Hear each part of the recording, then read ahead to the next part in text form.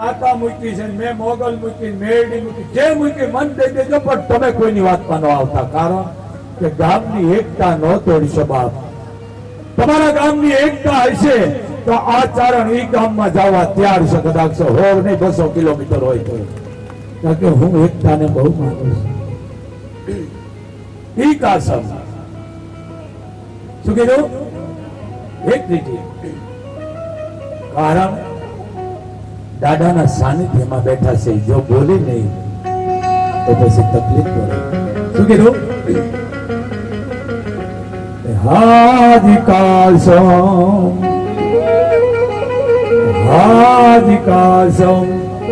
તારી વીજળી રે માથ તારીએ વેરણ થઈ